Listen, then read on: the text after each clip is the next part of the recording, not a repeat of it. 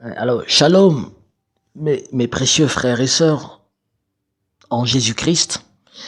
Alors, ça a toujours été une joie pour moi, une grande joie de faire toutes ces vidéos. Alors, je vous salue tous dans le précieux nom de notre Seigneur. Alors, je suis votre bien-aimé frère, enseignant de la voie Machia et responsable du centre Oracle de 7 chandeliers d'or. Alors, je réponds au nom de Jérémie Losaka, mais j'aime bien m'appeler Yirmeya, en hébreu Yirmeya Losaka. Alors, aujourd'hui, c'est vraiment la fin de la fin, c'est le dernier jour où nous allons conclure cet enseignement. C'était vraiment une série d'enseignements sur les noces. Alors, bien aimés frères et sœurs, s'il vous plaît, si jamais cette vidéo tombait chez vous, alors, nous vous supplions vraiment, n'hésitez pas de partager cette vidéo au maximum. Partagez à vos frères, à vos sœurs. Et si vous pouvez aussi, si le Seigneur vous touche et que vous voulez peut-être nous aider, même à distance, et abonnez-vous sur notre chaîne YouTube. Notre chaîne YouTube s'appelle Voix Logos Yeshua. Alors, si vous entrez, vous tapez sur YouTube Dr Yirmeya Losaka ou Losaka Yirmeya, vous allez voir notre chaîne apparaître. Donc, Voix Logos Yeshua. Abonnez-vous et laissez-nous aussi vos commentaires si vous avez aimé ou pas. Si vous voulez que nous puissions peut-être changer des choses, je sais pas moi. Et donc, faites-nous part de vos reproches, vos remarques, vos appréciations aussi. Alors, nous sommes toujours dans Matthieu chapitre 22. Alors, nous allons prendre l'écriture. Alors, je lis au nom du Seigneur Yeshua. Il nous est dit, nous allons prendre le verset 11 maintenant, jusqu'à la fin. Il nous est dit, le roi entra pour voir ce qui était à table, et il aperçut là un homme qui n'avait pas revêtu un habit de noces. Il lui dit, mon ami, comment es-tu entré ici sans avoir un habit de noces? Cet homme y eut la bouche fermée. Bon, nous allons lire le verset 13 et 14 à la fin. Alors, on va essayer d'entrer en profondeur d'abord, voir ce que la Bible nous dit ici. Alors, le roi est entré. Nous savons ici, le roi, il s'agit de Machia.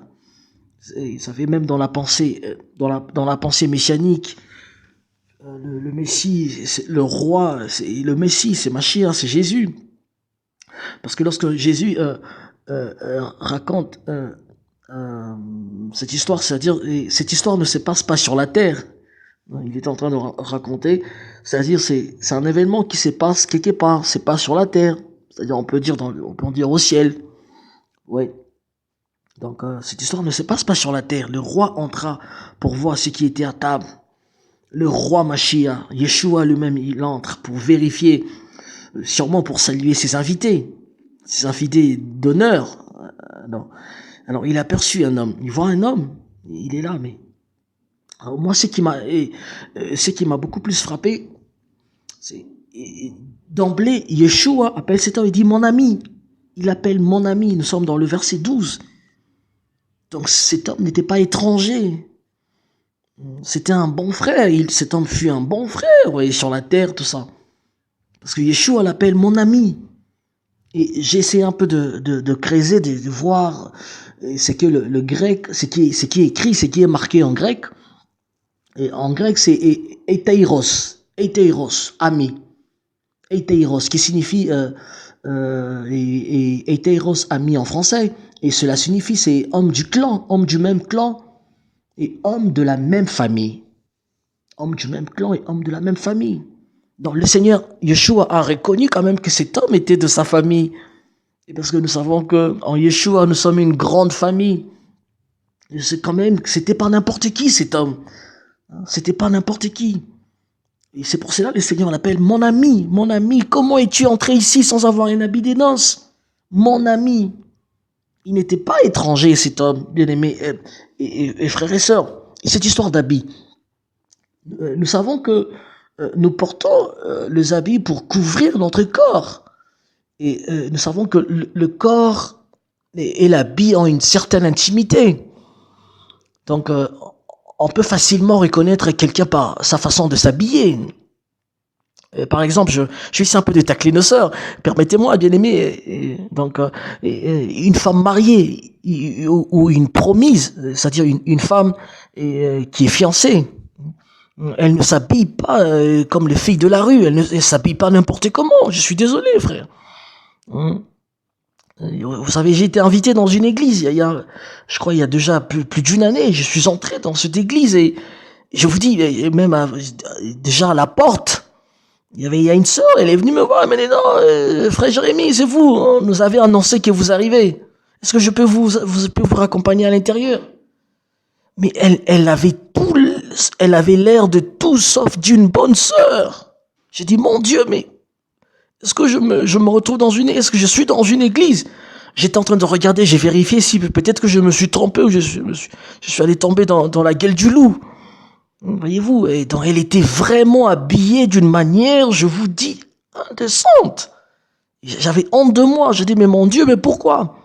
Et à l'intérieur, il fallait voir les sœurs qui étaient là à la chorale, les sœurs qui chantaient à la chorale, Jésus. J'ai dit, mais non, mais oui, mes sœurs, lorsque vous savez que vous chantez quand même à la chorale, vous êtes devant l'église, quand même, vous devez vous habillez-vous correctement.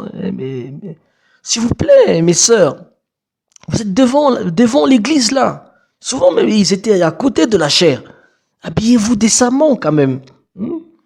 Une fille de Dieu, une sœur en Christ ne s'habille pas n'importe comment. Elle s'habille pas n'importe comment. Elle ne s'habille pas comme une fille de la rue. Parce que par votre accoutrement, on peut facilement avoir une idée. On peut se faire une idée de vous. Oui, bon, même si on dit que l'habit ne fait pas le moine, mais très souvent, il suffit de voir quelqu'un, vous dit, mais non, pourquoi ce frère s'habille comme ça? Voyez-vous, frère, donc une femme qui se respecte, une femme mariée, elle doit toujours se couvrir, elle doit toujours s'habiller décemment.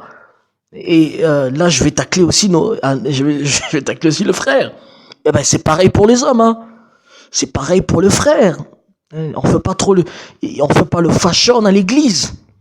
Un serviteur de Dieu il ne peut pas s'habiller n'importe comment. Un serviteur de Dieu, il faut qu'il soit révérencié, vous voyez. Il faut oublier le fashion, faire le beau gosse devant la chair, pour être séduisant, tout ça, frère. Il faut être respectueux. Il faut être respectueux dans les services divins, bien-aimés frères, s'il vous plaît. Vous êtes dans l'assemblée des dieux, vous êtes devant la présence du Seigneur. Donc vous devez veiller sur votre accoutrement. Et aujourd'hui on dit bon, nous sommes sous le régime de la grâce. Oui, la grâce, la grâce ne signifie pas qu'il faut mettre n'importe quoi et venir à l'église. Non, on doit quand même être révérencié, c'est-à-dire être respectueux, frère. Et on doit se respecter mutuellement à l'église. Donc c'est pareil pour les hommes et les femmes. Voyez-vous, c'est pour cela le roi Machia lui demande, le Messie lui demande, mais mon frère, mon ami, toi qui es de la même famille, toi qui es de ma famille, toi qui es de mon clan, tu es de ma famille, mais comment es-tu arrivé jusqu'ici? Comment es-tu entré jusqu'ici sans avoir un habit des noces? Et autrement, on peut poser cette question, on peut dire, mais comment as-tu fait cette longue marche pour arriver jusqu'ici sans habit des noces?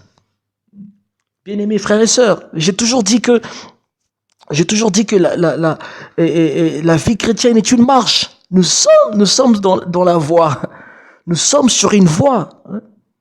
La vie chrétienne est une marche. Nous marchons avec les seigneurs.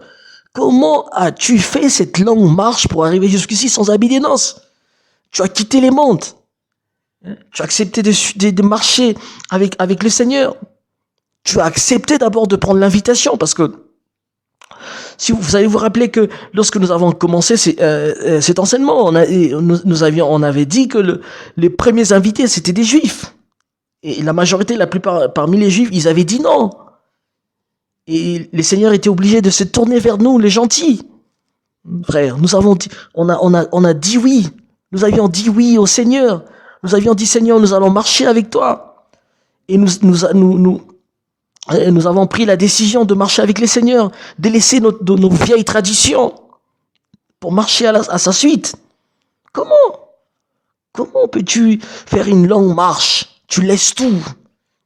Tu mènes une vie pieuse, une vie conforme à la parole de Dieu, une vie digne de l'évangile. Et tu arrives jusque là-bas, tu arrives là-haut, tu n'as pas un habit des noces. C'est compliqué cette histoire. C'est quoi cet habit des noces? Alors, bien aimés frères et sœurs, hein, et la parole dit que, en fait, la parole dit que cet homme a eu la bouche fermée. C'est ça ce que la parole nous dit. On nous dit qu'il a eu, cet homme a eu la bouche fermée. Il pouvait rien dire devant les seigneurs. Il pouvait rien dire devant le Seigneur Yeshua. Et peut-être qu'il pensait, il se demandait, pourquoi on me demande un habit? Suis-je dans une bonne place ou pas? Hein? Pourquoi on me demande un habit? Et moi, j'étais un pasteur renommé. J'avais une grande église avec plus de 500 membres. J'étais un prophète, un diacre, un ancien de l'église. C'est quoi cet habit qu'on me demande? Alors, bien aimés frères et sœurs, nous allons prendre Genèse chapitre 2:7. Maintenant, nous allons commencer à poser des bases. Nous allons maintenant voir c'est quoi cet habit. Alors, je pense que je serai obligé de couper cette vidéo pour faire une deuxième, pour conclure. Voilà, nous allons lire, nous allons directement commencer par Genèse Bereshit 2:7. Genèse 2:7. Je peux vous faire la lecture avant. Je lis au nom du Seigneur Yeshua. L'Éternel Dieu façonna l'homme avec de la poussière du sol. Il lui insuffla dans les narines le souffle des vies et l'homme devint un être vivant. Alors, pour beaucoup de personnes dans l'église, je dirais la majorité de chrétiens et de chrétiens, ils pensent que lorsqu'il est écrit Dieu façonna l'homme avec de la poussière du sol, directement, ils pensent à la terre. Ils disent, l'homme a été formé, et l'homme a été formé à partir de la terre.